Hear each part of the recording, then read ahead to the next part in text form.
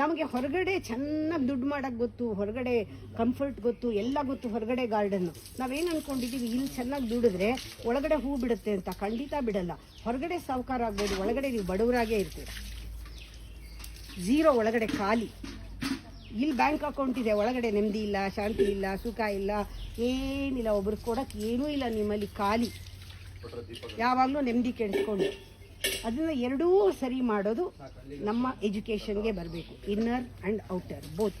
ಅದಕ್ಕೆ academic education good, it gives you comfort, not your life. ಆ ಲೈಫಿಗೆ ಬೇಕಾಗಿರೋದು ನಮಗೆ ನಿಜವಾದ ಲೈಫ್ ಬೇಕು. ಲೈಫ್ ಕೊಟ್ಟು ತೊಗೋಬೋದು ಅಲ್ವಾ. ನಿಮ್ಗೆ ಇಷ್ಟು ಖುಷಿ ಇಟ್ಕೊಂಡು ಅದನ್ನು ಕೊಟ್ಟು ಫೋನ್ ಕೊಂಡ್ಕೊಳಕ್ಕಾಗಲ್ಲ. ಫೋನ್ ಕೊಟ್ಬಿಟ್ಟು ಸಂತೋಷ ಕೊಂಡ್ಕೊಳಕ್ಕಾಗಲ್ಲ. ಯಾರೋ ಹೇಳಿದ್ರು, ಫೋನಲ್ಲಿ ನಿಮ್ಗೇನು ಸಿಗತ್ರಿ ಇದೆ, ಟೆನ್ಷನ್ ಇದೆ. ಫೋನ್ನಲ್ಲೆಲ್ಲ ಟೆನ್ಷನ್ ಸಿಗೋದು. ಫೋನ್ ಟೆನ್ಷನ್ ಕೊಡುತ್ತಾ? ಕೊಡಲ್ಲ. ಟೆನ್ಷನ್ನು ನೀವು ಅದಕ್ಕೆ ದಾಸರಾಗಿರೋದ್ರಿಂದ ಆ ಟೆನ್ಷನ್ ಆಗಿರೋದು. ಫೋನ್ ಏನು ಖುಷಿ ಕೊಡುತ್ತಾ?